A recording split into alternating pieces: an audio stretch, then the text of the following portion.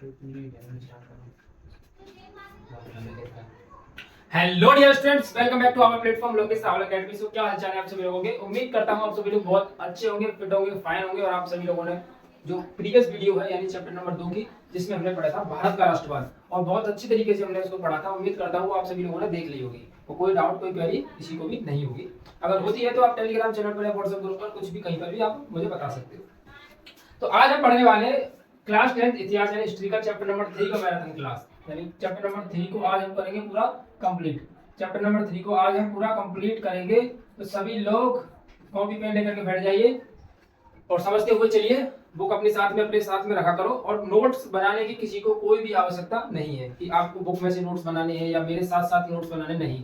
ये जो पीडीएफ है बहुत ही जबरदस्त पीडीएफ है। आपके लिए नोट्स जो बनाए गए हैं बहुत ही जबरदस्त तरीके से बनाए गए हैं। यानी इनको पढ़ने के बाद आपको बुक वगैरह को पढ़ने की आवश्यकता बिल्कुल भी नहीं पड़ेगी। It's my promise. 100% श्योरिटी के साथ बोल रहा हूं मैं कि आपको बुक्स को पढ़ने की जरूरत नहीं पड़ेगी अगर आप पूरी क्लास को अच्छी तरीके से 2 बार देख लेते हो। एक बार देख लो, फिर उसके बाद एक बार और देख लेना।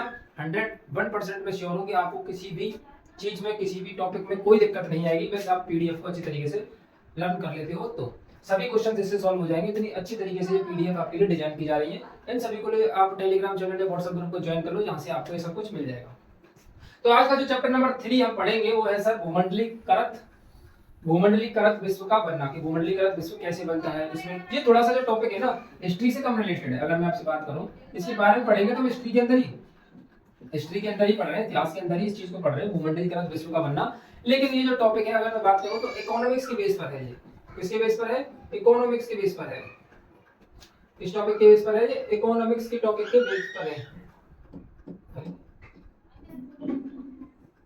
इकोनॉमिक्स के टॉपिक के ऊपर ये बेस्ड है ये टॉपिक, ठीक है। तो इसमें ज्यादातर आपको अर्थव्यवस्था के टॉपिक ही देखने को मिलेंगे। वैश्वीकरण क्या होता है, मंदी क्या आती है, आर्थिक स्थिति क्या होती है, क्या कब कौन सी आर्थिक स्थिति में क्या है, किस चीज से हमको क्या क्या मिला क्या नहीं मिला, इन सब चीजों के बारे में समझेंगे। बहुत आराम से समझेंगे, जल्दबाजी बिल्कुल भी नहीं है। 1.5-2 घंटे तक क्लास चलेगी आराम से, ठीक है।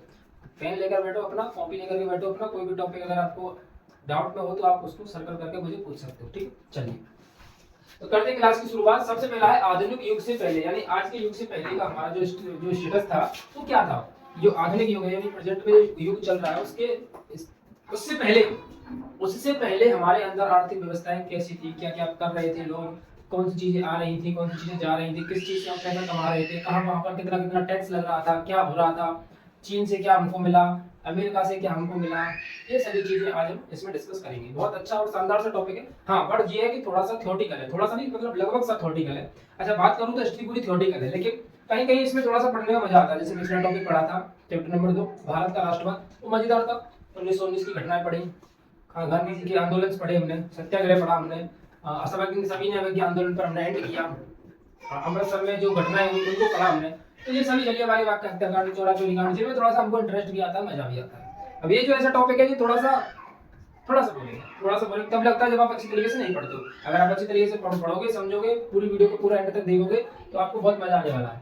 आधुनिक युग से पहले हमारे चीजें कैसी थी, क्या क्या हम देख रहे थे, उनके बारे में समझते हैं। सबसे पहला जो टॉपिक आता है वो आता है वैश्वीकरण का। वैश्वीकरण क्या चीज होती है सर, उसको समझते हैं।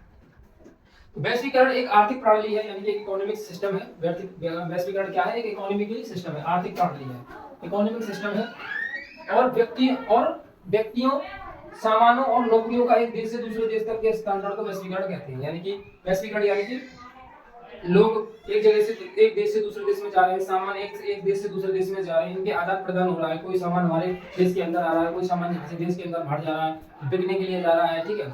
व्यापार कर रहे हैं लोग, यहाँ से सामान लेकर के बाहर जाके व्यापार कर रहे हैं लोग, बाहर के सामान आकर के यहाँ पर व्यापार हो रहा है। ये सब क्या है? वैश्वीकरण के अंदर आता है। ये सब क्या है? वैश्वीकरण क्या है? एक आर्थिक सिस्टम है जो व्यक्तियों, सामानों और नौकरियों का एक देश से दूसरे देश तक क्या है? स्थानांतरण है। यानी एक जगह से दूसरी जगह तक का क्या है? इसका स्थानांतरण है। वो क्या कहलाता है? अपना वैश्वीकरण कहलाता है। वैश्विक दुनिया के, यानी पूरी विश्व की बात हो रही है, वैश्वीकरण यानी पूरे विश्व में क्या चल रहा है। तो वैश्विक दुनिया के निर्माण को समझने के लिए हमें व्यापार के इतिहास, कि जो बिजनेस है उसका इतिहास क्या है, व्यापार कैसे हो रहा है, हिस्ट्री में व्यापार कैसे हो रहा था, उसको समझ करके हम अपने आज के युग में चल रहे हैं।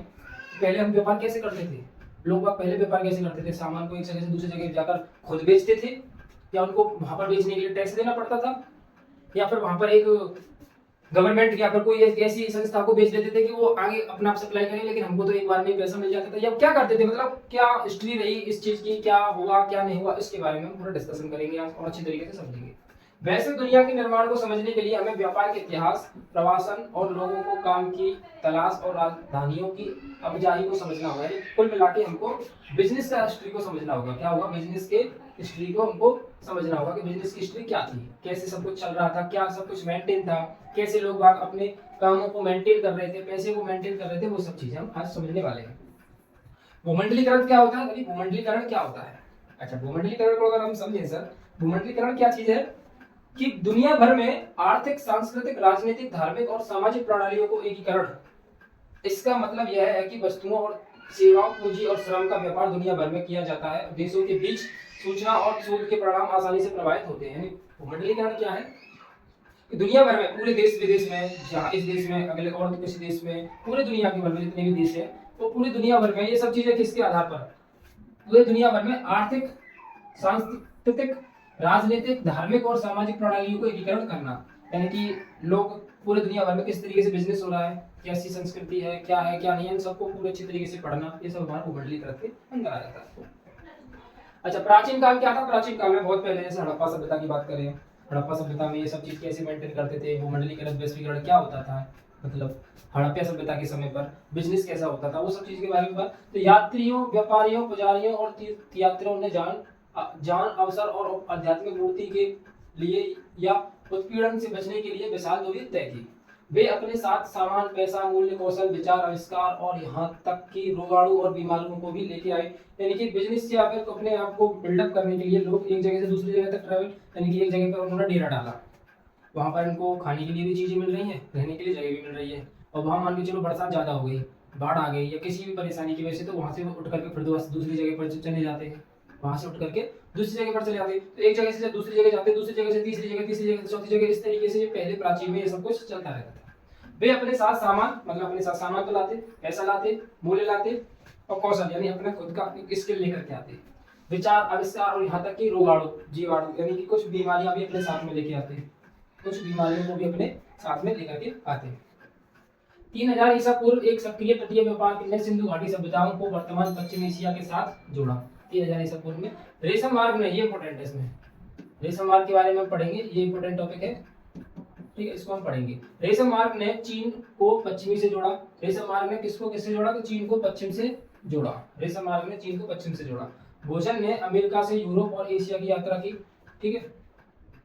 नूडल्स चीन ने से इटली की यात्रा करते हुए स्पेगेटी बन गया। ये प्राचीन काल में क्या क्या हुआ था, ये सब चीजें, अब इसके बारे में पूरा डिटेल में आगे को देखेंगे हम, ये सब क्या भोजन ने अमेरिका से यूरोप तक, ये सब क्या चल रहा है सर, चिंता मत करो, ये सिर्फ एक शॉर्ट वे में आपको मैंने दिखाया है कि हम क्या चीज समझने वाले हैं आगे, ठीक है। ये सब शॉर्ट वे का कॉन्सेप्ट है कि यूरोपीय विजेता अमेरिका में चेचक के रोगाणु ले आए, यानी कि चेचक के रोगाणु, चेचक की बीमारी कौन लेके आए? यूरोपीय विजेता। एक बार प्रस्तुत किए जाने के बाद यह महाद्वीप में गहरे फैल गए, ठीक है। तो ये सब क्या अभी स्टार्टिंग है, अभी प्राचीन काल में ये सब क्या क्या क्या हुआ था, इसके बारे में हमने पढ़ा, तो इसको पूरा कंप्लीट पढ़ेंगे आगे, मैं कंप्लीट इसको पूरा पढ़ाऊंगा कि ये रेशम मार्ग चीन को पश्चिम से कैसे जुड़ता है, रेशम मार्ग में क्या क्या होता है, ये सब कुछ पढ़ेंगे, ठीक है। 300 ईसा पूर्व के बारे में पढ़ेंगे, अमेरिका से यूरोप भोजन वाला ये भी कॉन्सेप्ट पूरा कंप्लीट पढ़ेंगे। अभी दिक्कत मत लेना कि सर ये सब क्या आ गया 20-23, ठीक है। देखो, रेशम मार्ग यानी कि सिल्क रूट, रेशम से क्या बोलते हैं? सिल्क। सिल्क रूट क्या होता है? सिल्क रूट यानी रेशम मार्ग एक ऐतिहासिक व्यापार मार्ग था, यानी हिस्ट्री का एक, हिस्ट्री कहता है, ऐतिहासिक है तो हिस्ट्री है। सिल्क रूट एक ऐतिहासिक व्यापार मार्ग था जो कि दूसरी शताब्दी से 14वीं शताब्दी तक यह चीन, भारत, फारस, अरब, ग्रीस, इटली को पीछे छोड़ते हुए एशिया से भूमध्य सागर तक फैला था। उस दौरान हुए भारी रेशम व्यापार के कारण इसे सिल्क रूट के करार दिया गया, ठीक है। उस समय पर रेशम का भारी व्यापार हुआ, मतलब बहुत ज्यादा व्यापार हुआ रेशम का, इस रास्ते से, जिस रास्ते से सबसे ज्यादा व्यापार हुआ था रेशम का, उस रास्ते को नाम दे दिया क्या? रेशम मार्ग। यानी सिल्क रूट एक ऐसा ऐतिहासिक व्यापार मार्ग था, क्या था? रास्ता था, जो कि दूसरे शताब्दी से 14वीं शताब्दी तक इन लोगों को पीछे छोड़ते हुए इतनी दूर तक फैल गया कि यहाँ तक इसके इस रास्ते से व्यापार इसी चीज का हो रहा था। मतलब रेशम मार्ग, रेशम के जिस रास्ते से रेशम को ले जाया जा रहा था, लाया जा रहा था, ले जाया जा रहा था, यानी कि बिजनेस हो रहा था उससे, उसका नाम कर दिया कि ये रेशम मार्ग है। इससे रेशम के व्यापार होता है कि जहाँ से रेशम को इस रास्ते से ले जाते हैं, वहाँ पर बेच करके आ जाते हैं, कुछ लोग वहाँ से आते हैं, इसको बेच करके चले जाते हैं, तो जिसका नाम हमने क्या रख दिया? रेशम मार्ग रख दिया उस समय पर। ये क्या था? रेशम मार्ग था। सिल्क मार्ग, ये मार्ग एशिया को यूरोप और उत्तर अफ्रीका के साथ साथ विश्व को जमीन और समुद्र मार्ग से जोड़ते थे। सिल्क मार्ग यानी कि ये मार्ग कैसा था, यूरोप और उत्तरी अफ्रीका के साथ साथ विश्व को जमीन और यूरोप एशिया से जोड़ते थे। रेशम मार्ग की विशेषताएं क्या थी, रेशम मार्ग की विशेषताओं को समझो। मैंने कहा था ना कि रेशम मार्ग क्या है। अब रेशम मार्ग को कोई पूछेगा तो रेशम मार्ग ये है। रेशम मार्ग क्या है, एक ऐसा रास्ता है जहां से रेशम का ज्यादा व्यापार हुआ था। कई सारे देशों ने कई सारे देशों ने इसके साथ व्यापार किया था। जिस रास्ते से व्यापार किया था रेशम का, उसका नाम रेशम मार्ग कर दिया गया। कौन कौन, यह भारत, फारस और ग्रीस, इटली पीछे को छोड़ते हुए भूमध्य सागर तक फैल गया था कि इतने एरिया तक इसमें रेशम की व्यापार हुआ था। विशेषता क्या थी, इस सिल्क रूट से होकर चीन के बर्तन दूसरे देशों तक जाते थे। चीन के क्या बर्तन दूसरे देश, यानी कि इसी रास्ते से, यानी कि इस रास्ते से रेशम का भी व्यापार हो रहा है। इस रास्ते से, इस सिल्क रूट से होकर चीन के बर्तन, चीन के बर्तन कह सकते हो, चीनी मिट्टी के जो बर्तन होते हैं वो दूसरे देशों तक जाते थे, यानी उनका भी व्यापार हो रहा है बर्तनों का। इस प्रकार यूरोप से एशिया तक सोना और चांदी भी इसी सिल्क रूट से जाता था, यानी इस रूट से व्यापार बढ़ रहा है। सोना, चांदी, बर्तन, ये व्यापार में आ रहे हैं, इसकी विशेषता बढ़ रही है। सिल्क रूट के रास्ते से एशियाई इस्लाम और बौद्ध धर्म दुनिया के विभिन्न मार्गों में पहुंचे थे, यानी कि बौद्ध धर्म एक जगह से दूसरे देश में पहुंचाता था किस मार्ग से, सिल्क रूट से। ईसाई धर्म पहुंचा था सिल्क रूट से, इस्लाम धर्म पहुंचा था सिल्क रूट से, तो बहुत काम आया इनके। यानी कि सिल्क रूट जो है रेशम, बिजनेस, सोना, चांदी और लोगों के आने जाने में बहुत फायदेमंद है। एक देश से दूसरे देश तक जाने में इसने बहुत भूमिका निभाई। रेशम मार्गों को दुनिया के सबसे दूर के हिस्से को जोड़ने वाला सबसे महत्वपूर्ण मार्ग माना जाता है। ठीक है, किसी को कोई दिक्कत, कोई परेशानी तो नहीं है इसमें, बस सिंपल सा छोटा सा कॉन्सेप्ट है। और देखो मैंने ये सब चीजें बहुत अच्छी तरीके से आगे की ओर डेवलप की हुई है। देखो ये तो था सिर्फ एक प्राचीन काल में क्या क्या हो रहा था। प्राचीन काल में रेशम मार्ग से चीन की पश्चिम से जुड़ता है, रेशम मार्ग की बहुत विशेषताएं बताई जा रही थी। अब भोजन के बारे में पढ़ेंगे कि ये सब ये क्या बताना चाह रहा है, तो इसको भी हम आगे पढ़ेंगे। ये सब नूडल्स, चीन इटली यात्रा करते हुए स्पेगेटी बन गया। ये स्पेगेटी क्या बन गया, स्पेगेटी क्या है, चीन नूडल्स क्या चीज है, ये सिर्फ एक कॉन्सेप्ट है जो कि प्राचीन काल में हुई। ठीक है, अब इन कॉन्सेप्ट को हम आगे डिस्कस कर रहे हैं, जैसे हमने रेशम के बारे में डिस्कस कर लिया। ठीक है, चलो रेशम के बारे में अच्छे से डिस्कस हो गया। अब क्रिश्चियन युग से पहले भी सिल्क रूट अस्तित्व में थे, ये क्रिश्चियन युग से पहले काफी है, इतना ही काफी है जितना हमने पढ़ा है। अब भोजन की यात्रा देखो, अब जो हम अमेरिका के भोजन वाली बात कर रहे थे, भोजन की यात्रा सेकंड टॉपिक पर आते हैं। किस कौन कौन सी यात्रा है, भोजन की यात्रा।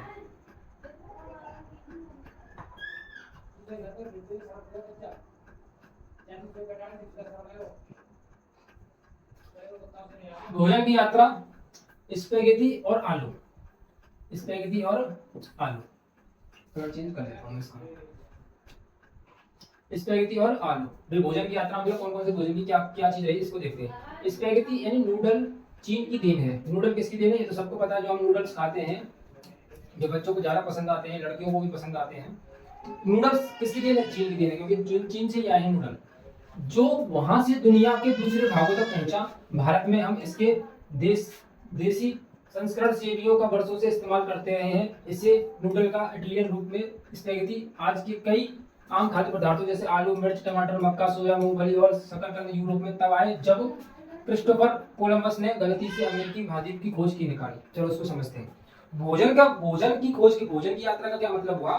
भोजन की यात्रा से संबंध ये है कि एक देश से दूसरे देश में भोजन का ट्रांसफर। अच्छा, भोजन का ट्रांसफर का क्या मतलब है कि हमने रोटी यहाँ पर बनाई है और चीन में इसको भेज रहे हैं रोटी को बना करके, ऐसा नहीं है। भोजन का ट्रांसफर का मतलब है कि जैसे हमारे कुछ लोग चीन गए, उन्होंने देखा कि चीन के लोग कुछ नूडल टाइप का कुछ खा रहे हैं, तो वहां से उसको लेकर के आए और यहाँ पर उन्होंने उसको बनाया और खाया, तो नूडल हम खाना सीख, नूडल फिर हमारे यहाँ पर भी प्रचलन में आ गया कि नूडल्स खाते हैं, मैगी खाते हैं। तो वो कहाँ से मिला हमको, हमारे भारत देश का तो ये प्राचीन भोजन है ही नहीं कि नूडल हम खाते थे, पहले के लोग नूडल खाते थे, नहीं, हम कहाँ से सीख करके आए कि चीन में खाया जाता था नूडल। वहाँ हमने देखा कि यार ये लोग नूडल खा रहे हैं, तो वहाँ से हमने भी ले आए, वहाँ ले आए, हमने घर पे भी खिलाया लोगों को, अपने घर पे खिलाया, तो हमको भी अच्छा लगा है खाने में। तो हमने सोचा यार हमको अच्छा लग रहा है, हमको भी अच्छा लग रहा है, अच्छा पदार्थ है, अच्छा भोजन है, तो ऐसा करते हैं नूडल्स के टक्स ले आओ, मतलब नूडल को ज्यादा मात्रा में ले आओ, यहाँ पर आकर बेचते हैं। तो हमने वहां से ला करके यहाँ पर बेचना शुरू कर दिया।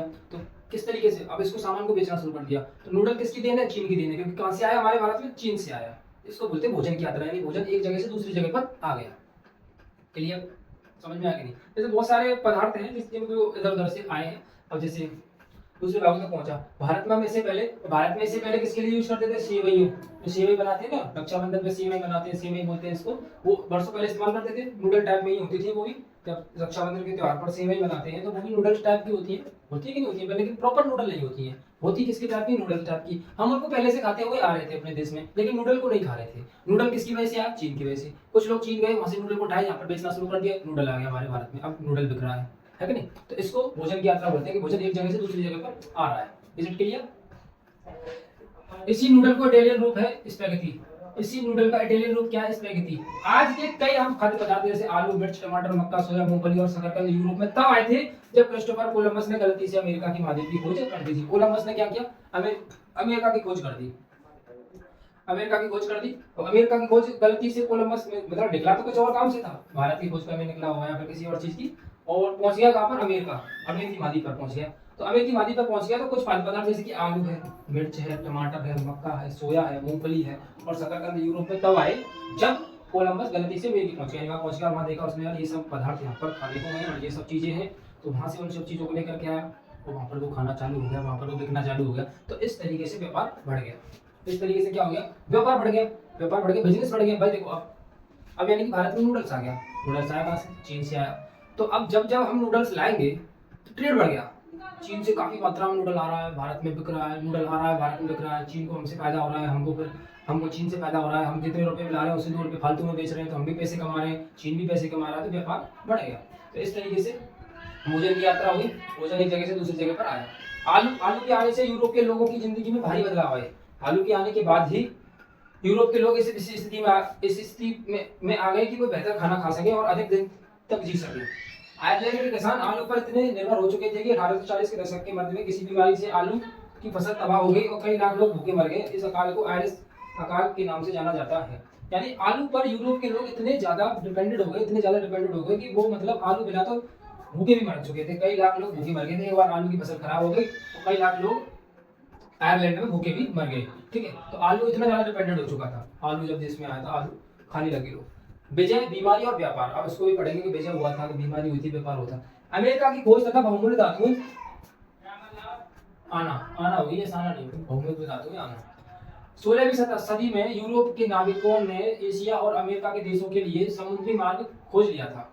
यानी 16वीं सदी में यूरोप के नाविकों ने एशिया और अमेरिकी देशों के लिए समुद्री मार्ग खोज लिया कि इस रास्ते से जाएंगे तो इस जगह पर पहुंच जाएंगे। अब उन्होंने रास्ता खोज लिया था समुद्र के जरिए कि अमेरिका पहुंचने का, यूरोप पहुंचने का। ये नए समुद्री मार्ग की खोज ने न सिर्फ व्यापार को फैलाने में मदद की, बल्कि विश्व के अन्य भागों में यूरोप की फतह की नींव भी रखी। फतह का मतलब था कि जैसे कि कुछ लोगों ने यूरोप जाने का रास्ता खोज लिया, अमेरिका जाने का रास्ता खोज लिया, या अमेरिका से आने का रास्ता खोज लिया, जगह जगह देशों का रास्ता खोज लिया।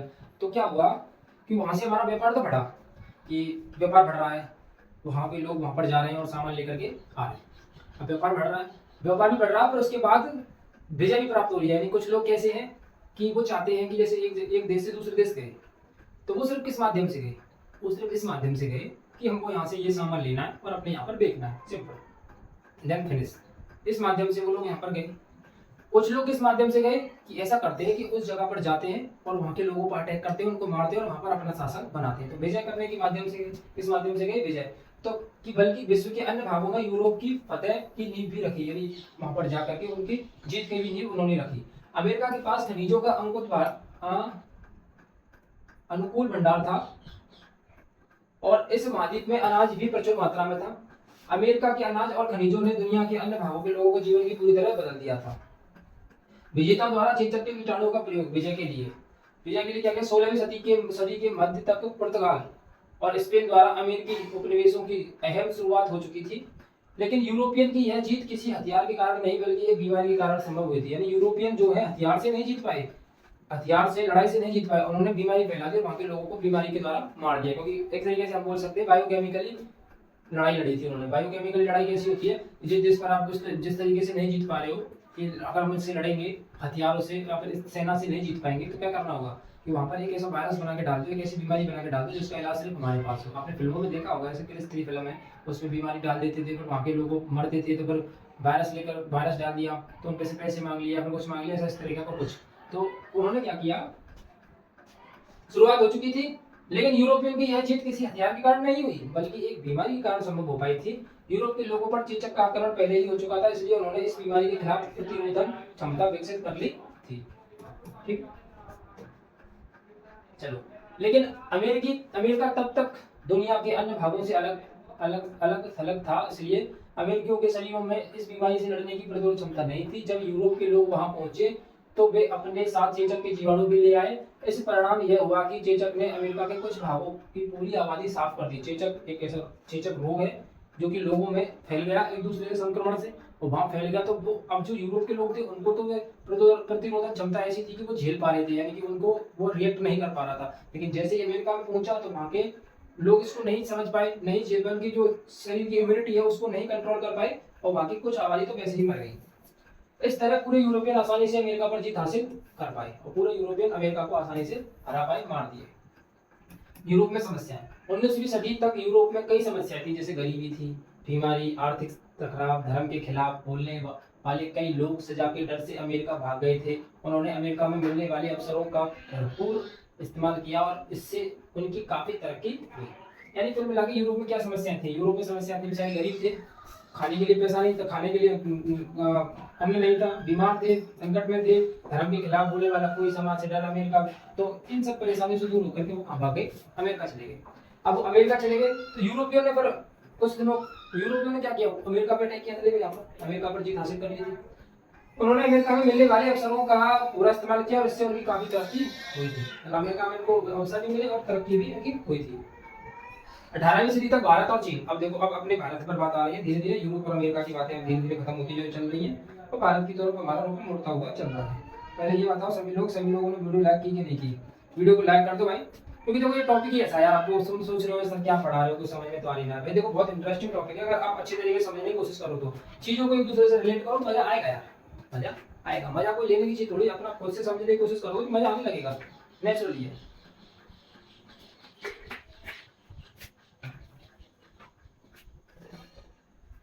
18वीं सदी तक भारत और चीन। 18वीं सदी तक भारत और चीन दुनिया के सबसे धनी देश हुआ करते थे। 18वीं सदी तक भारत कैसे वाला था? दुनिया का सबसे धनी देश हुआ करता थे। लेकिन 15वीं सदी से ही चीन ने बारही संपर्क पर अंकुश लगाना शुरू कर दिया था। बाहरी संपर्कों पर अंकुश लगाना शुरू कर दिया था और दुनिया के बाकी हिस्सों से अलग थलग हो गया था। चीन के घटते प्रभाव और अमेरिका के बढ़ते प्रभाव के कारण विश्व के व्यापार का केंद्र बिंदु यूरोप की तरफ शिफ्ट कर रहा था। यानी पहले तो क्या था, भारत और जो चीन था काफी धनी थे, क्योंकि उन्होंने सभी रास्ते खुले हुए थे। सिंपल है, सिंपल, बहुत सिंपल है यार। मतलब उसका क्या था, बिजनेस टर्मिनोलॉजीज बहुत थी, बिजनेस की टर्मिनोलॉजी थी, बहुत सारी थी। चीन ने सभी रास्ते खोले हुए थे, कोई भी देश आओ हमारे साथ व्यापार करो, हमारा सामान खरीदो, हमारे सामान को लेके जाओ, हमें कोई आपत्ति कोई विपत्ति नहीं है, हमें बिजनेस करना है। लेकिन धीरे धीरे क्या हुआ, चीन ने अपने भारी जो संपर्क थे वो कम कर दिए थे। चीन ने भारी यानी जो एक्सटर्नल सोर्सेज होते हैं, भारी संपर्क पर अंकुश लगाना शुरू कर दिया था। यानी अब उसने चीजें फिक्स कर दी थी कि हम इस बिजनेस को इसके साथ करेंगे और किसी के साथ नहीं करेंगे। वैसे तो ना धीरे धीरे वो अपने कामों पर अंकुश लगाता हुआ चल रहा था। अंकुश लगाएगा तो कुल मिला के उसकी इकोनॉमी में थोड़ा बहुत बदलाव आएगा और दुनिया के बाकी हिस्सों से अलग थलग हो गया था। और सभी सोचे गए हम इसके साथ बिजनेस नहीं करना चाहते, या हम इसके साथ ये नहीं करना चाहते, सिर्फ हम करेंगे तो इसके साथ ही करेंगे, इस तरीके से। यानी कि अगर मैं बात करूँ जैसे चीन पहले सबके साथ बिजनेस कर रहा था, ठीक है, सबके साथ कोई भी आओ कोई भी ले जाओ, कोई दिक्कत नहीं है। तो भाई पैसा तो आएगा, सब लोग जब खरीदेंगे चीज तो पैसा आएगा। अब इसने क्या किया था, अंकुश लगा दिया था कि जैसे मैं इसके साथ नहीं करूंगा, मैं इसके साथ काम नहीं कर सकता, मैं इसके साथ काम नहीं कर सकता, मैं इसके साथ काम नहीं कर सकता, मैं इसके साथ भी नहीं करूंगा, इसके साथ। अब भारी चीजों पर अंकुश लगा रहा है, तो फिर गिने चुने लोग इसके पास रह जाएंगे। अब गिने चुने लोग जब इसके पास रहेंगे तो फिर इकोनॉमी पे फर्क पड़ेगा नहीं पड़ेगा? इकोनॉमी में फर्क पड़े तो दुनिया के बाकी हिस्सों से अलग थलग हो गया था। और चीन के घटते प्रभाव और अमेरिका के घटते प्रभाव के कारण जो विश्व के व्यापार का यानी कि जो वर्ल्ड का इकोनॉमी का जो बिजनेस का जो केंद्र था, क्या बिजनेस का केंद्र कहां शिफ्ट हो गया? यूरोप। अब सब काम यूरोप के अकॉर्डिंग होंगे इस तरीके से। 19वीं शताब्दी यानी 1815 से 1914, 19वीं सदी में दुनिया तेजी से बदल रही थी, बहुत बदलाव हो रहे थे। यानी कि बिजनेस बढ़ रहा था, पैसा आ रहा था, तो डेवलपमेंट्स बढ़ रहे थे।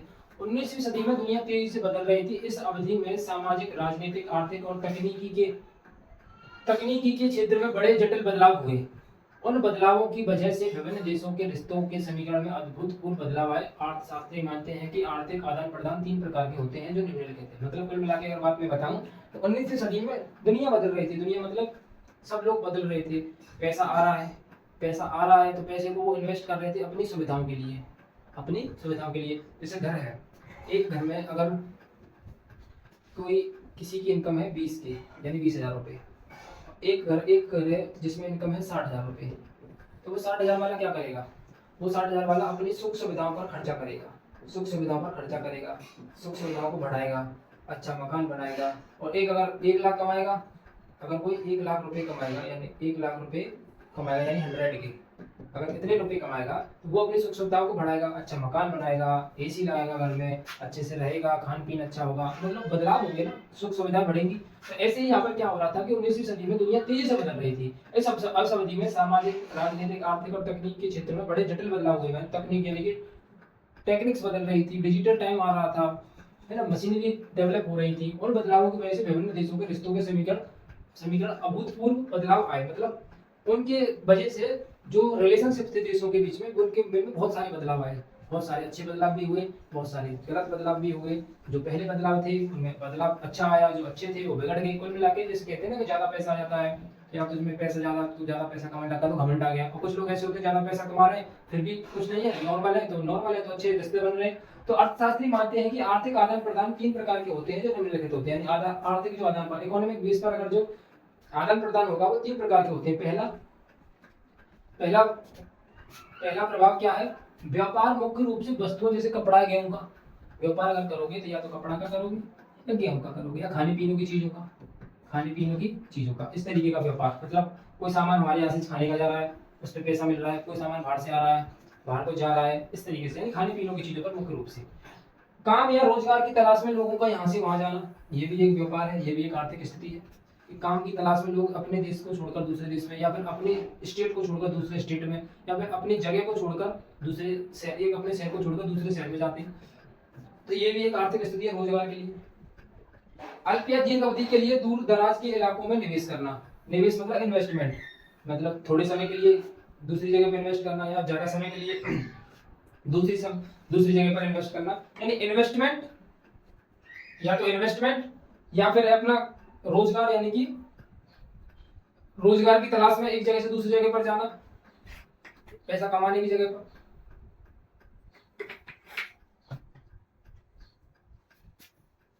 या फिर कपड़ा या गेहूं की वजह से, कपड़ा गेहूं खाने पीने के सामान की वजह से। इन 3 बेसिस पर ही आपकी आर्थिक आदान प्रदान डिपेंड करता है कि एक जगह से दूसरी जगह पर जाकर के पैसा कमाना या फिर इस तरीके से। इन 3 चीजों का ही मेन रोल है विश्व अर्थव्यवस्था का उदय। इस टॉपिक को आगे देखते हैं। विश्व अर्थव्यवस्था का उदय यानी विश्व की जो अर्थव्यवस्था है उसका उदय क्या होता है। आइए तीनों को समझने के लिए ब्रिटेन की अर्थव्यवस्था पर नजर डालते हैं। सबसे पहले ब्रिटेन के बारे में बात करेंगे, इसके ऊपर अर्थव्यवस्था के ऊपर, इसकी इकोनॉमिक बेस के ऊपर, इसकी ब्रिटेन की इकोनॉमिक्स के ऊपर नजर डालेंगे, जिससे कि हम समझ में आ सके कि ये तीनों चीजें क्या थी जो हमने पिछली बार डिस्कस की थी। 18वीं सदी के आखिरी दशक तक ब्रिटेन में कॉर्न लॉ लागू था। कॉर्न लॉ क्या होता है उसको समझेंगे। अब पूछोगे सर कॉर्न लॉ क्या है, तो कॉर्न लॉ ये लिख रहा, मतलब ये पीडीएफ जो है ना आपको इस तरीके से डिजाइन है, इस तरीके से आपके लिए नोट्स बने हुए हैं कि आपको कोई भी दिक्कत, कोई भी परेशानी, कोई भी तकलीफ नहीं आएगी आपको। कॉर्न लॉ वह कानून है जिसके सहारे सरकार ने मक्का के आयात पर पाबंदी लगा दी थी। मक्का के आयात पर पाबंदी लगा दी थी। कुछ दिन बाद ब्रिटेन में जनसंख्या का बहुत ज्यादा बढ़ गई। कुछ दिन बाद ब्रिटेन में जनसंख्या बहुत ज्यादा बढ़ गई। जैसे ही जनसंख्या बढ़ी, भोजन की मांग में वृद्धि होगी। सिंपल सी बात है भैया, ब्रिटेन से ही मतलब नहीं है, ये तो सब जगह की बात है। अगर जनसंख्या बढ़ेगी तो भोजन की मांग बढ़ेगी, खर्चे बढ़ेंगे, सिंपल है। भोजन की मांग बढ़ी तो कृषि पर आधारित सामानों में भी वृद्धि हो गई, सामानों में भी वृद्धि हो जाएगी, सिंपल से। इससे पहले कि ब्रिटेन में भुखमरी आती, सरकार ने कॉर्न लॉ को समाप्त कर दिया। अब मतलब जब सरकार, जब जो है देश के अंदर भुखमरी आ रही है, भुखमरी की कंडीशन दिखाई दे रही है, तो फिर नियम कानून तो तोड़ने पड़ेंगे ना। तो उन्होंने कॉर्न लॉ को क्या कर दिया, लागू समाप्त कर दिया। कॉर्न लॉ क्या था, मक्का के ऊपर पाबंदी थी, आयात निर्यात पर, आयात पर पाबंदी थी, पाबंदी लगा दी थी। इसने ये पाबंदी को हटा दिया, इसने पाबंदी को हटा दिया, जिससे अलग अलग देशों के व्यापारी ने ब्रिटेन में भोजन का निर्यात किया। यानी कि इन्होंने क्या किया था, निर्यात, आयात पर कोई सामान अंदर नहीं आएगा, इस पर कानून पर रोक लगा दी थी। फिर क्या करा इन्होंने, ये कानून जब तोड़ दिया, समाप्त कर दिया, तो जिससे अलग अलग देश के व्यापारियों ने ब्रिटेन में भोजन का निर्यात किया। भोजन की कमी में बदलाव आया और विकास होने लगा। अब भाई ब्रिटेन में जब जनसंख्या बढ़ी थी, जनसंख्या बढ़ गई है, तो क्या होगा, सिंपल है, भूख से लोग मरेंगे। अब भूख से लोगों को मरने जैसी स्थिति आ रही थी, तो ब्रिटेन ने क्या किया, कॉर्न लॉ को हटा दिया। कॉर्न लॉ को क्यों हटा दिया, क्योंकि उन्होंने पाबंदी लगाई हुई थी कि कोई भी यहाँ पर आकर के सामान नहीं बेचेगा, या फिर आयात निर्यात नहीं होगा। उस आयात निर्यात को हटाया उन्होंने, भाई आयात निर्यात करो, क्योंकि अगर नहीं करोगे तो हमारी स्थिति सही नहीं सुधरेगी, हमारे भोजन की समस्या बढ़ेगी, हमारे लिए गेहूँ खाने के लिए कहाँ से आएगा, खाने के लिए काम करने के लिए काम खाएंगे नहीं तो लोग मर जाएंगे, तो ये तो बड़ी समस्या हो जाएगी। तो उन्होंने वो भोजन जो नियम था और लॉ था वो समाप्त कर दिया, और धीरे धीरे बदलाव आया और विकास होने लगा, मतलब स्थिति सुधर गई कुल मिला के। अब कॉर्न लॉ के समय क्या थी, भोजन की मांग थी। अब कॉर्न लॉ चालू किया था उसके समय क्या थी, भोजन की मांग थी, समस्या बढ़ रही थी, भोजन के दाम बढ़ गए थे। कॉर्न लॉ को हटाने के बाद क्या था, कॉर्न लॉ को हटाने के बाद व्यापार में वृद्धि हो गई थी, विकास तेजी से होने लगा, भोजन का अधिक भंडार हो गया। भाई कॉर्न लॉ लगा दिया तो आयात निर्यात बंद हो गया, तो आयात निर्यात बंद हो गया तो भोजन की मांग बढ़ेगी, जनसंख्या बढ़ रही है, भोजन पे दाम बढ़ रहे हैं, तो फिर ये समस्या हो रही है, तो फिर इसको हटाओ नियम को, और नियम को हटा दिया तो क्या हो गया, व्यापार में वृद्धि, विकास का तेज होगा, भोजन अधिक इकट्ठा होगा, भोजन अधिक इकट्ठा होगा, सब लोग अच्छे से खाएंगे पिएंगे, मौज करेंगे, नो टेंशन नो खतरा, ये सब होगा। तकनीक का योगदान, इस दौरान विश्व की अर्थव्यवस्था के भूमंडलीकरण में टेक्नोलॉजी ने एक अहम भूमिका निभाई। अब टेक्नोलॉजी बढ़ रही है। इस युग में कुछ मुख्य तकनीक की खोज है, railway, steam ship, telegraph. Railway ने बंदरगाहों और आंतरिक भूभागों को आपस में जोड़ दिया। स्टीम शिप के कारण माल को भारी मात्रा में अंतकाल के पार ले जाना आसान हुआ, दूर तक ले जाना आसान हुआ, दूर तक ले जाना, ठीक है, जाना आसान हो गया। टेलीग्राफ की मदद से संचार व्यवस्था में तेजी आई और इससे आर्थिक लेन देन बेहतर रूप से होने लगे। सिंपल सी लॉजिक है। अब टेक्नोलॉजी बढ़ेगी तो हमारे लिए फायदा है। अब जैसे क्या हुआ, टेक्नोलॉजी क्या बढ़ी, जैसे रेलवे, स्टीम शिप, टेलीग्राफ, जैसे रेलवे बढ़ गया, रेलवे आ गई, रेल आ गई है, एक जगह से दूसरी जगह तक ट्रेवल करना बहुत जल्दी हो रहा है। तो रेल में क्या होगा, सामान जल्दी जाएगा, रेल के अंदर, ट्रेन के अंदर सामान तो लोड किया जाएगा, जैसे भारी सामान एक जगह से दूसरी जगह से जल्दी पहुंचाया जाएगा। स्टीम शिप आ गई, जहाज के जरिए एक जगह से दूसरी जगह पर सामान जाएगा। टेक्नोलॉजी से मदद मिल रही है कि नहीं, पहले ये सब काम बहुत स्लो होता था, स्लो काम हो रहा था, अब जल्दी होगा। और टेलीग्राफ यानी टेलीफोन की मदद से ये सब चीजें और आसान है। टेलीग्राफ की मदद से संचार व्यवस्था, एक जगह से दूसरी जगह तक कम्युनिकेशन, जैसे आप फोन आ गए तो फोन से कितना फायदा है, एक जगह से दूसरे देश तक बात करते हो, एक जगह से दूसरे स्थान तक बात करने में कोई परेशानी नहीं। पहले क्या होता था कि यहाँ से चिट्ठी लिखी जाएगी, एक लेटर लिखा जाएगा, 10 दिन में, 15 दिन में, हफ्ते में वो वहाँ से वहाँ पहुंचेगा, फिर वहाँ पे उसका कॉल आएगा, वहाँ से उसका जवाब आने में 10 दिन लग जाएंगे, यानी पूरा 1 महीने का शेड्यूल था एक जगह से कॉल जाना और दूसरी जगह से कॉल आने का। लेकिन ये सब चीजें आई तो इनसे बदलाव हुए, जल्दी से काम हो रहे थे, जल्दी से काम होंगे तो बहुत फायदा होगा, बदलाव होंगे तो हमको बहुत राहत मिलेगी इन सब चीजों को जल्दी करने में। ये सब क्या थे, बदलाव थे। ये आर्थिक व्यवस्था बढ़ रही थी, किसकी, ब्रिटेन की। किसकी हो रही थी, ब्रिटेन की। 19वीं सदी के आखिर में उपनिवेशवाद, 19वीं सदी के आखिर में उपनिवेशवाद यानी निवेश क्या हो रहा है, निवेश कैसे कर रहे हैं, ठीक है, बिजनेस में पैसा लगा रहे हैं, निवेश कर रहे हैं। निवेश यानी कि एक पैसे को किसी जगह पर इन्वेस्ट करना, उसको निवेश बोलते हैं। एक तरफ व्यापार के फैलने से यूरोप के लोगों की जिंदगी बेहतर हो रही थी, यानी व्यापार फैल रहा है, बिजनेस फैल रहा है, तो यूरोप के लोग क्या है, बेहतर जिंदगी जी रहे हैं, अच्छा खाने को है, अच्छा पहनने को है, पैसा है, मौज है, घूम रहे हैं। दूसरी तरफ उपनिवेश के लोग पर बुरा प्रभाव पड़ रहा था, इसका बुरा भी प्रभाव पड़ रहा था। जब अफ्रीका के आधुनिक नक्शे और गौर से देखें तो आपको पता चलेगा कि ज्यादातर देशों की सीमाएं सीधी रेखा में है। ऐसा लगता है जैसे किसी छात्र ने सीधी रेखा खींच दी हो। 1885 में यूरोप की बड़ी शक्तियां बर्लिन में मिली, और अफ्रीका महादेश को आपस में बांट लिया गया। इस तरह से अफ्रीका में ज्यादातर देशों की सीमाएं सीधी रेखाओं में बन गई। रिडरपेस्ट या मवेशी प्लेग, इसको हटा दें। रिडरपेस्ट या मवेशी प्लेग क्या होता है, रिडरपेस्ट प्लेग की भांति फैलने वाली एक मवेशियों की बीमारी थी। वह बीमारी 1890 ईस्वी में दशक में अफ्रीका में बड़ी तेजी से फैली। ये सब छोटा कॉन्सेप्ट पढ़ना है आपको। रिडरपेस्ट का प्रकोप, ये पेपर में आ जाता है, इंपोर्टेंट है। रिडरपेस्ट का प्रकोप, रिडरपेस्ट की वजह से क्या प्रकोप रहा, इसका क्या इसके वो रहे। रिडरपेस्ट का अफ्रीका में आगमन 1880 के दशक में आखिर में हुआ था। यह बीमारी उन घोड़ों के साथ आई थी जो ब्रिटिश एशिया से लाए गए थे। ब्रिटिश से लाई गई बीमारी थी, किसमें थी, घोड़ों में थी। ऐसा उन इटालियन सैनिकों की मदद के लिए किया गया था जो पूर्वी अफ्रीका में एरिट्रिया पर आक्रमण कर रहे थे। रिडरपेस्ट पूरे अफ्रीका में किसी जंगल की आग की तरह फैल गई। 1890 आते आते यह बीमारी अफ्रीका के पश्चिमी तट पर पहुंच चुकी थी। इस दौरान रिडरपेस्ट ने अफ्रीका के मवेशियों की आबादी का 90% हिस्सा साफ कर दिया था। बहुत ज्यादा लॉस हुआ था रिडरपेस्ट की वजह से, मतलब मवेशी मर रहे थे, घोड़े जानवर जितने भी थे हमारे वो सब मर रहे थे। अफ्रीकाओं के लिए मवेशियों का नुकसान होने का मतलब था रोजी रोटी पर खतरा। अब उनके पास खानों और बगानों में मजदूरी करने के अलावा और कोई चारा नहीं था। इस तरह से मवेशियों की एक बीमारी ने यूरोपीय अफ्रीका पर अपना उपनिवेश फैलाने की मदद की। सिंपल है, जस्ट पढ़ना है इसको याद। भारत में अनुबंधित श्रमिकों का जाना। बंधुआ मजदूर, वैसे मजदूर जो किसी खास मालिक के लिए खास अवधि के लिए काम करने को प्रतिबद्ध होते हैं बंधुआ मजदूर कहलाते हैं। यानी कुछ ऐसे मजदूर जो खास मालिक यानी कि एक मालिक के लिए खास मालिक के लिए खास अवधि के लिए एक निश्चित टाइम के लिए काम करने के लिए प्रतिबद्ध होते हैं कि यानी एक एक इस एक तरीके से काम करने के, जैसे मान के चलो कि किसी ने किसी बंदे से लोन ले लिया, पैसा ले लिया पहले से ही, तो एक साल का एग्रीमेंट, जिसको हम एग्रीमेंट बोलते हैं, एक साल का एग्रीमेंट कर दिया इसने। अब वो फिक्स हो गया उस एग्रीमेंट के अकॉर्डिंग, एक एग्रीमेंट के अकॉर्डिंग उसने एक साल का एग्रीमेंट लिया, तो एक साल तक वो उसी के लिए ही काम करेगा, वो कहीं नहीं जा सकता। इसलिए वैसे मजदूर जो किसी खास मालिक के लिए खास अवधि के लिए क्या होते हैं, प्रतिबद्ध होते हैं, नहीं पहले से ही, मतलब जो मतलब वो अपनी इच्छा से जाना चाहे तो भी नहीं जा सकते, क्योंकि उनका ये एग्रीमेंट है एक साल या 2 साल 6 महीने जितने का भी, तो वो क्या है एक खास मालिक के लिए खास काम करते हैं, उनको बोलते हैं बंधुआ मजदूर। आधुनिक बिहार, उत्तर प्रदेश, मध्य भारत और तमिलनाडु के सूखाग्रस्त इलाकों से कई गरीब लोग बंधुआ मजदूर बन गए। इन लोगों को मुख्य रूप से कैरेबियन आइलैंड, मॉरिशस और फिजी भेजा गया। कई को सिलोन और मलाया भी भेजा गया। भारत के में कई बंधुआ मजदूरों को असम के चाय बागानों में भी काम पर लगाया गया। ये सब पढ़ना है, इसमें समझने वाला कुछ है ही नहीं। ठीक, ये सब क्या करना आपको पढ़ना है। एजेंट अक्सर झूठे वादे करते थे और इन मजदूरों को यह भी पता नहीं होता था कि वे कहां जा रहे हैं।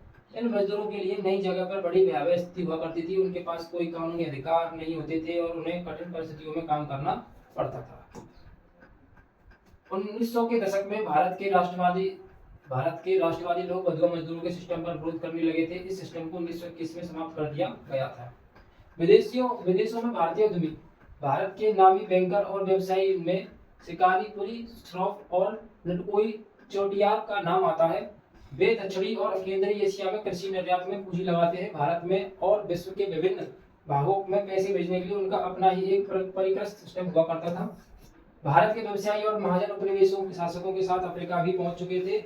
हैदराबाद के सिंधी व्यवसायी तो यूरोपियन उपनिवेशों से भी आगे निकल गए थे। 1860 के दशक तक उन्होंने पूरी दुनिया के महत्वपूर्ण बंदरगाहों फैलते फूलते एम्पोरियम भी बना लिए थे। ये सब आपको पढ़ना है, इस पेपर में नहीं आएगा। भारतीय व्यापार, उपनिवेश और वैश्विक व्यवस्था, ये इंपॉर्टेंट है, इसको पढ़ना है। और जो समझने वाला टॉपिक है उसको समझना भी है। इसमें जो पढ़ने वाला टॉपिक है उसको पढ़ना है और जो समझने वाला है उसको समझना भी है। भारत से उम्दा कॉटन के कपड़े वर्षों से यूरोप की निर्यात होते रहे थे, लेकिन इंडस्ट्रियलाइजेशन के बाद स्थानीय उत्पादकों ने ब्रिटिश सरकार को भारत से आने वाले कॉटन के कपड़ों पर प्रतिबंध लगाने के लिए बाध्य किया। इससे ब्रिटेन में बने कपड़े भारत के बाजारों में भारी मात्रा में आने लगे।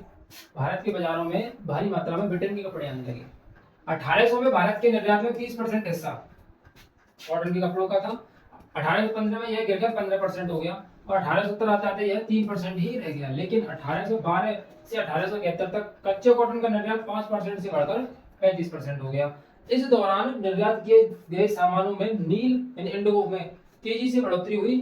भारत से सबसे ज्यादा निर्यात होने वाला सामान था अफीम, जो मुख्य रूप से चीन जाता था। अफीम भारत का सबसे ज्यादा निर्यात होने वाला सामान था, जो कहाँ जाता था, चीन को ले जाता था। भारत से ब्रिटेन को कच्चे माल और अनाज का निर्यात बढ़ने लगा और ब्रिटेन से तैयार माल का आयात बढ़ने लगा। इससे एक ऐसी स्थिति आ गई जब ट्रेड सरप्लस ब्रिटेन के हित में हो गया। इस तरह से बैलेंस ऑफ पेमेंट ब्रिटेन के फेवर में था। भारत के बाजार से जो आमदनी होती थी उसका इस्तेमाल ब्रिटेन अन्य उपनिवेशियों की देखरेख करके किया करते थे। तो भारत में रहने वाले अपने ऑफिसर को होम चार्ज देने के लिए किया गया था। भारत के भारी कर्जे भी भरपाई और रिटायर ब्रिटिश ऑफिसर जो भारत में थे को पेंशन खर्चा भी होम चार्ज के अंदर ही आता था। मतलब कुल मिला के इसको पढ़ना है, कुछ नहीं करना। इसमें कुछ है ही नहीं समझने के लिए कि कोई टॉपिक है, कॉन्सेप्ट है, याद रखना है और कुछ नहीं करना। रटने वाला टॉपिक है। महायुद्धों के बीच अर्थव्यवस्था। अब महायुद्धों के बीच में अर्थव्यवस्था क्या होती है देखते हैं।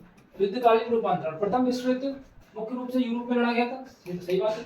इस समय के दौरान दुनिया में आर्थिक सामाजिक अस्थिरता और एक अन्य दयनीय युद्ध का अनुभव किया। प्रथम विश्व युद्ध 2 गुटों के बीच लड़ा गया था। एक सहयोगी थे ब्रिटेन, फ्रांस, रूस और बाद में अमेरिका में शामिल हो गए। और विपरीत दिशा में जर्मनी, ऑस्ट्रेलिया, हंगरी, ओटोमान और तुर्की। यह युद्ध 4 वर्षों तक लड़ा गया। ये आपको याद रखना है बस। प्रथम विश्व युद्ध में कौन कौन शामिल था। युद्धकालीन रूपांतरण। पहले विश्व युद्ध पहले विश्व युद्ध ने पूरी दुनिया को कई बयानों में झकझोर कर रख दिया था। लगभग 90 लाख लोग मारे गए और 2 करोड़ लोग घायल हो गए थे। ये स्थिति हुई थी। मरने वाले या अपाहिज लोग होने वाले में ज्यादातर लोग उस कम उम्र के थे जब आदमी आर्थिक उत्पादन करता है। इससे यूरोप में सक्षम शरीर वाले कामगारों की भारी कमी हो गई। परिवार में काम कमाने वाले लोगों की संख्या कम हो जाने के कारण पूरे यूरोप में लोगों की आमदनी घट गई। तो सिंपल सी बात है, जब लोग मरेंगे, लोग अपाहिज हो जाएंगे, लोग चलने के लिए काबिल नहीं होंगे, तो काम कैसे करेंगे। ज्यादातर पुरुषों को युद्ध में शामिल होने के लिए बाध्य होना पड़ा। लिहाजा कारखानों में महिला काम करने लगी। जो काम पारंपरिक रूप से पुरुषों को काम माने जाते थे, उन्हें महिला कर रही थी। अब भाई जब कोई ना कोई तो काम करेगा, पुरुष जो है कम है, अपाहिज है, तो उनको महिलाओं को काम पे लगाया गया। इस युद्ध के बाद दुनिया की कई बड़ी आर्थिक शक्तियों के बीच के संबंध टूट गए। ब्रिटेन को युद्ध के खर्चे उठाने के लिए अमेरिका से कर्ज लेना पड़ा। इस युद्ध ने अमेरिका को एक अंतरराष्ट्रीय कर्जदार से अंतरराष्ट्रीय साहूकार बना दिया। अब विदेशी सरकारों और लोगों की अमेरिका में संपत्ति की तुलना में अमेरिकी सरकार और उसके नागरिकों की विदेशों में ज्यादा संपत्ति थी। मतलब अमेरिका क्या हो गया, कर्जदार बन गया, साहूकार बना दिया। युद्धोत्तर सुधार।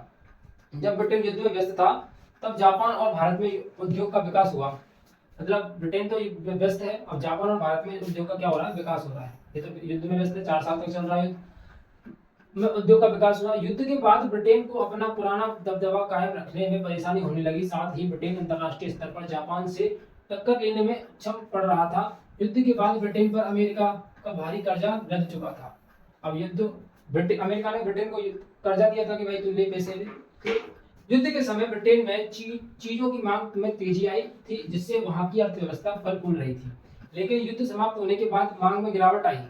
अब युद्ध समाप्त हो गया, युद्ध समाप्त होने के बाद मांग में क्या आई, गिरावट आई। युद्ध के बाद ब्रिटेन के 20% कामगारों को अपनी नौकरी से हाथ धोना पड़ा। जब युद्ध खत्म हो जाएगा तो, और युद्ध वही लोग कर रहे हैं जो ब्रिटेन के हैं। अब ये लोग मर जाएंगे तो काम कौन करेगा, जब घायल हो जाएंगे, मर जाएंगे तो काम कौन करेगा। तो कुछ लोगों की कामगारों की कमी आ गई। युद्ध के पहले पूर्वी यूरोप गेहूं का मुख्य निर्यातक था, लेकिन युद्ध के दौरान पूर्वी यूरोप के युद्ध में शामिल होने की वजह से कनाडा, अमेरिका और ऑस्ट्रेलिया गेहूं के मुख्य निर्यातक के रूप में उभरे थे। जैसे ही युद्ध खत्म हुआ, पूर्वी यूरोप ने फिर से गेहूं की सप्लाई शुरू कर दी। इसके कारण बाजार में गेहूं की अधिक खेप आ गई और कीमतों में भारी गिरावट हुई। इससे ग्रामीण अर्थव्यवस्था में तबाही आ गई। अब भाई जब चीजें ज्यादा आ जाएंगी मार्केट में, गेहूं ज्यादा आ जाएगा तो पैसे तो गिरावट तो आएगी ना, सिंपल है।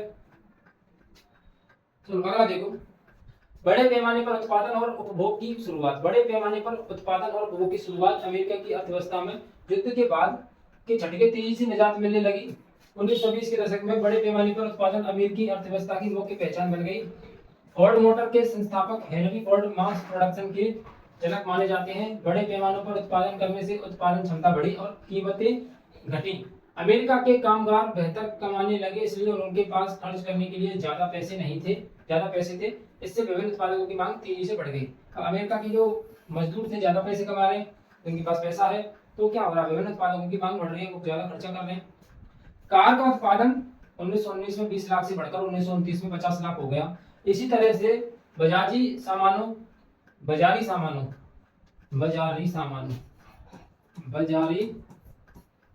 सामानों जैसे refrigerator, washing machine, radio, gramophone आदि की मांग भी तेजी से बढ़ने लगी। अमेरिका में घरों की मांगों में जबरदस्त बढ़ोतरी हुई। आसान किस्तों पर कर्ज की सुविधा के कारण इस मांग को और हवा मिली। यानी इन्होंने क्या अपनी पॉलिसी चलाई कि लोगों को पैसा दो, ये खर्चा करेंगे तो मांग बढ़ेगी और उनको धीरे धीरे इनसे किस्तों में इनसे चुकवा लो। ठीक है, इस तरह से अमेरिकी अर्थव्यवस्था खुशहाल हो गई। 1923 में अमेरिका ने दुनिया के अन्य हिस्सों को पूंजी निर्यात करना शुरू किया और सबसे बड़ा विदेशी साहूकार बन गया। इससे यूरोप की अर्थव्यवस्था को भी सुधरने का मौका मिला और पूरी दुनिया का व्यापार अगले 6 वर्षों तक वृद्धि दिखाता रहा। महामंदी क्या चीज है, ये इंपोर्टेंट टॉपिक है। ठीक है, ये इंपोर्टेंट टॉपिक है, महामंदी पेपर में आता है। ये अब तक जो चल रहा था ये सब पीछे हिस्ट्री चल रही थी। महामंदी क्या है, ये पेपर में आ जाता है। महामंदी की शुरुआत 1929 से हुई। 1929 की महामंदी सबसे ज्यादा है। यह संकट 30 के दशक में मध्य तक बना रहा। इस दौरान विश्व के ज्यादातर हिस्सों में उत्पादन, रोजगार, आय और व्यापार में बहुत बड़ी गिरावट आई। सब चीज में गिरावट आ गई, यानी मंदी आ गई है। उत्पादन कम हो रहा है, रोजगार, आय, सब चीज में मंदी आ गई है। युद्ध के बाद अर्थव्यवस्था बहुत कमजोर हो गई थी। कीमतें गिरी तो किसानों की आय घटने लगी और आमदनी बढ़ने के लिए किसान अधिक मात्रा में उत्पादन करने लगे। बहुत सारे विदेशों ने अमेरिका से कर्ज लिया था। अमेरिका तो कर्ज दे रहा था भाई, तो तैयार था कि सब लोग आओ, पैसे लेके जाओ, मुझसे कर्जदार बन जाओ। अमेरिकी उद्योगपतियों ने मंदी की आशंका को देखते हुए यूरोपीय देशों को कर्ज देने बंद कर दिया था। अब कर्जा दे रहा था, लेकिन देखा कि भाई अब तो मंदी में जा रहे हैं सब लोग, ये पैसे कहाँ से चुकाएंगे, तो धीरे धीरे उन्हें कर्ज देना बंद कर दिया था। हजारों बैंकों का दिवालिया निकल गया था, बैंक भी घाटे में चली गई थी। भारत और महामंदी, भारत में महामंदी क्या थी उसको देखते हैं। 1928 से 1934 के बीच देश का आयात निर्यात घटकर आधा रह गया। राष्ट्रीय बाजारों में कीमतें गिरने से भारत में गेहूं की कीमत 50% तक गिर गई। किसानों और काश्तकारों का ज्यादा नुकसान हुआ। महामंदी शहरी जनता एवं अर्थव्यवस्था के लिए भी हानिकारक। 1931 में मंदी चरम सीमा पर थी, जिसके कारण ग्रामीण भारत असंतोष था व उथल पुथल के दौर से गुजर रहा था। मतलब बहुत ज्यादा स्थिति खराब हो गई थी। कुल मिला के बात ये है। ठीक है, चलिए अब देखते हैं अगले में क्या लिखा हुआ है। अगले के लिए क्या है, विश्व अर्थव्यवस्था का पुनर्निर्माण। अब युद्ध के बाद स्थिति खराब हुई, अब दोबारा से निर्माण हो रहा है। युद्ध के बाद के समझौते, भाई समझौता नहीं करोगे अब तक काम नहीं चलेगा, समझौता करना पड़ेगा जिससे कि अर्थव्यवस्था सुधरे, पैसा आए, काम करें लोग, पैसा आएगा तो तरक्की होगी, नहीं तो कुछ नहीं, फिर तो मामला गड़बड़ हो जाएगा। तो ये सब चीजों को ध्यान में रखते हुए, एक मिनट क्या हो गया, इन सब चीजों को ध्यान में रखते हुए पर समझौतों पर ध्यान दिया गया। इस पर ध्यान दिया गया समझौतों पर। दूसरा विश्व युद्ध पहले के युद्ध की तुलना में बिल्कुल अलग था। इस युद्ध में आम नागरिक अधिक संख्या में मारे गए थे और कई महत्वपूर्ण शहर बुरी तरह से बर्बाद हो चुके थे। दूसरे विश्व युद्ध जब छिड़ा था, दूसरे विश्व युद्ध के बाद की स्थिति में सुधार मुख्य रूप से दो बातों से प्रभावित हुए थे। पश्चिम में अमेरिका का एक प्रबल आर्थिक, राजनीतिक और सामाजिक शक्ति के रूप में उदय हुआ। सोवियत यूनियन का एक कृषि प्रधान अर्थव्यवस्था से विश्व शक्ति के रूप में परिवर्तन हुआ था। ये आपको समझौते के रूप में याद रखने हैं। विश्व के नेताओं की मीटिंग हुई जिसमें युद्ध के बाद के संभावित सुधारों पर चर्चा की गई, जिन्होंने दो बातों पर ध्यान दिया जिन्हें नीचे दिया गया है। औद्योगिक देश में आर्थिक संतुलन को बरकरार रखना है और पूर्ण रोजगार दिलवाना है। यानी कि भाई औद्योगिक देशों में आर्थिक संतुलन को बरकरार रखना है, यानी इकोनॉमिक्स नहीं बिगड़नी चाहिए, कैसे भी करो कुछ भी करो, पैसा बरकरार बना रहना चाहिए। पूर्ण रोजगार दिलवाने की, पूंजी, सामान और कामगारों के प्रभाव पर बाहरी दुनिया के प्रभाव को नियंत्रित करना। ब्रिटेन वुड्स समझौता, ये इंपॉर्टेंट है, पेपर में आता है। ब्रिटेन वुड्स समझौता 1944 में अमेरिका स्थित न्यू हैम्पशायर के ब्रिटेन वुड्स नामक स्थान पर संयुक्त राष्ट्र मौद्रिक एवं वित्तीय सम्मेलन में सहमति बनी थी। अंतरराष्ट्रीय मुद्रा कोष और विश्व बैंक की स्थापना हुई।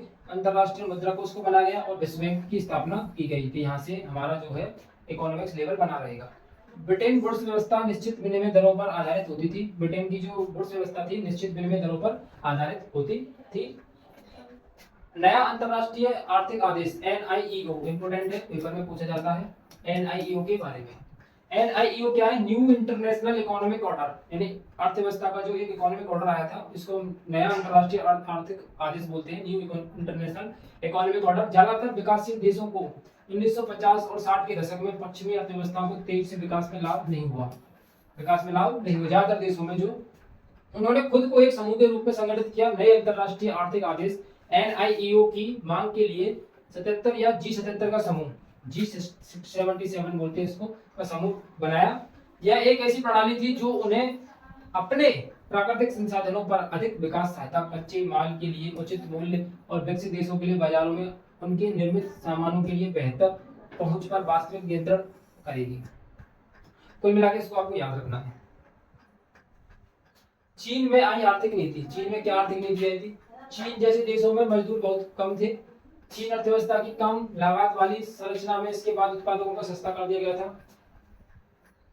चीन बहुराष्ट्रीय कंपनियों के लिए निवेश का एक पसंदीदा स्थान बन गया था। नई कंपनियां आ रही थी और इसमें निवेश कर रही थी। चीन की नई आर्थिक नीति विश्व अर्थव्यवस्था के तहत में लौट गई। बहुराष्ट्रीय कंपनियां कौन कौन सी? बहुराष्ट्रीय निगम बड़ी कंपनियां हैं जो एक ही समय में कई देशों में काम करती हैं, यानी ऐसी कंपनियां जो एक ही समय में कई देशों के लिए काम करती हैं, कई देशों में निवेश करती हैं, उनको बोलते हैं बहुराष्ट्रीय कंपनी। MNC का विश्वव्यापी प्रसार, MNC का विश्वव्यापी प्रसार 1950 और 1960 के दशक में एक उल्लेखनीय विशेषता थी, क्योंकि दुनिया भर में अमेरिकी व्यापार का विस्तार हुआ था। विभिन्न सरकारों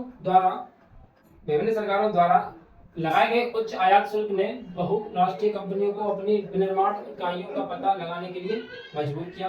वीटो पावर इसके बारे में आता है, इसको पढ़ना है, इसको अच्छी तरीके से याद रखना है। वीटो क्या है? एक कानून या निकाय द्वारा किए गए प्रस्तावों को अस्वीकार करने को संवैधानिक अधिकार है। वीटो क्या है? एक ऐसा अधिकार है संविधान से दिया गया जो कानून को प्रस्तावित करने से स्वीकार नहीं कर सकता है या स्वीकार कर देगा। वीटो क्या है? एक ऐसी पावर है जो एक कानून या निकाय द्वारा किए गए प्रस्ताव को अस्वीकार करने का संवैधानिक अधिकार है कि हम इसको प्रस्ताव को अस्वीकार कर देते हैं, ये वीटो पावर होती है। टैरिफ क्या है? एक देश की आयात या निर्यात पर एक दूसरे देश द्वारा लगाया गया टैक्स है। क्या है? एक टैक्स है। टैरिफ क्या है? एक टैक्स है।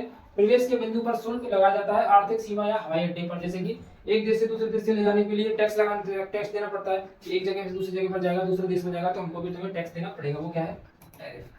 विनिमय दर वे अंतरराष्ट्रीय व्यापार के प्रयोजन के लिए राष्ट्रीय मुद्रा को जोड़ती है। मोटे तौर पर दो प्रकार की विनिमय दर होती है, निश्चित विनिमय दर और अस्थायी विनिमय दर, इनको याद रखना है आपको। निष्कर्ष क्या है? पिछले 2 दशकों में दुनिया की अर्थव्यवस्था बहुत बदल गई क्योंकि चीन, भारत और ब्राजील जैसे देशों ने तेजी से आर्थिक विकास हासिल किया है। यही बस, इसमें से ज्यादा इंपॉर्टेंट नहीं है। जो जितना भी इंपॉर्टेंट था, जितना भी आपको पढ़ना था वो मैंने आपको बता दिया। किसी को कोई डाउट, कोई परेशानी हो तो मुझे कमेंट करके जरूर बताइएगा।